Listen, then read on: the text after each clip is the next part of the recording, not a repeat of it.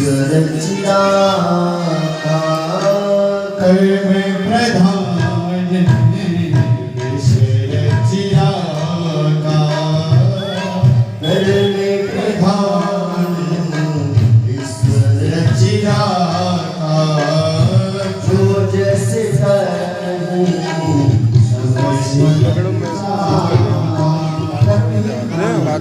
इस नृत्य रूप में कर्म को ही प्रधान।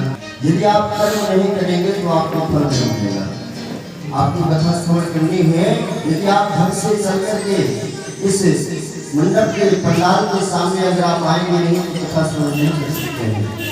मंदिर आप आएंगे नहीं तो भगवान का दर्शन आपको प्राप्त नहीं हो सकते। कर्म को ही प्रदान करने के लिए और जो जिस कर्म से तत्पर चाहा, जो जैसा कर्म लोक में करता है सज्जनों ऐसा ही फल उसको प्राप्त होता है। लोग कहते हैं इसके बहुत बड़े बुरे कर्म है, ऐसे कर्म से किया है ये तो नरक में जाएगा। तो क्या आप देखते हैं कि वो नरक में जाता है कि स्वर्ग में जाता है? किसी ने नहीं देखा। हमारे दादाजी की, हमारी नानी जी की मृत्यु हो जाती है, क्या कभी उनका फोन आता है वहाँ से? वो कभी टेलीफोन करते हैं कि बेटा तुम कैसे हो? कभी नहीं करते हैं। ये कर्म भूमि है और कलयुग में तो भक्ति को बहुत ही सरल बताया गया है। अन्य युगों में, द्वापर युग में, त्रेता युग में, सतयुग में लोगों की बहुत लंबी उम्र होती थी, हजारों वर्ष लंबी आयु होती थी। और कलयुग में तो मुक्ति इतनी सरल बताई गई है कि कलयुग में केवल नाम मात्र लेने से व्यक्ति मोक्ष की प्राप्ति कर लेता है। क्योंकि कलयुग में उम्र कम है, 100 वर्ष की उम्र है, वे भी आयु पूरी नहीं कर पाते हैं। क्यों? 50 वर्ष तो व्यक्ति सोने में चले जाते हैं, बचे 50 वर्ष दुबई में भोग विलास में चले जाते हैं, घर के कार्यों में चले जाते हैं, व्यापार क्षेत्र में मन लग जाता है और भगवान के प्रति मन नहीं जाता है। भगवान के प्रति मन कभी नहीं जाता जब व्यक्ति 50 का हो जाता है और फिर 51, 52, मतलब वन तो चलो वन करो और बार बार ये शरीर बोलता है, लेकिन व्यक्ति नहीं मानता है। एक माता जी थी,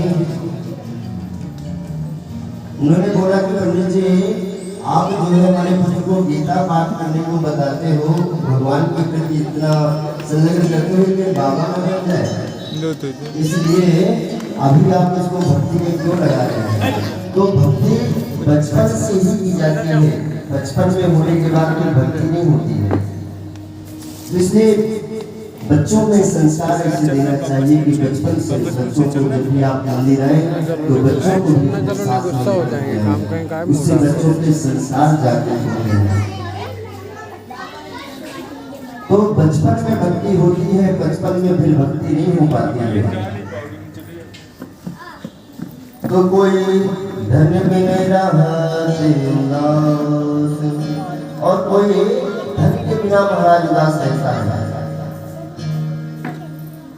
किसी के पास इतनी संपत्ति है कि 200 करोड़ का टर्नओवर करते हैं, लेकिन खाते क्या है? सूखी रोटी। एक सेठ जी थे, मैंने उनसे पूछा कि आपको इतनी वैभव, इतना संपत्ति है आपके पास, आप सूखी रोटी खाते हो? बोले महाराज जी यदि हमने घी लगा करके रोटी खा ली ना तो ब्लड प्रेशर हाई हो जाएगा, इसलिए महाराज खा नहीं सकते इसको।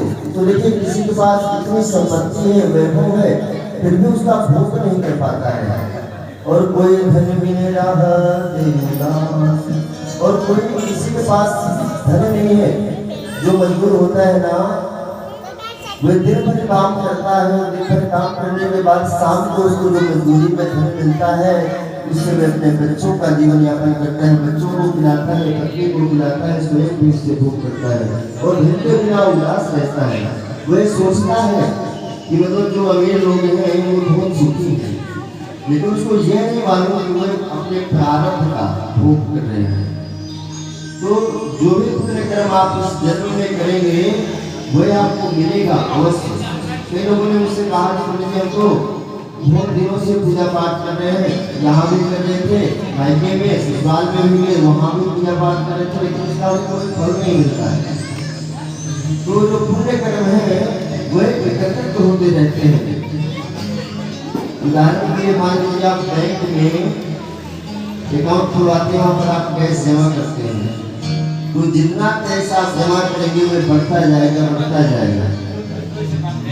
यदि आप कैश निकालेंगे, जिस दिन कैश निकालिए सारा खाली हो गया। तो कहने का तात्पर्य मेरा ये है कि आप जो भी सुबह से उत्तर करते हैं उसका भोग हमको यही तरह होकर रखता है। बुलवते होना सोना काम आएगा, न चांदी आएगी, वो सज धज के लिखने मौत की, वो शहजादी आएगी कि न सोना काम आएगा, न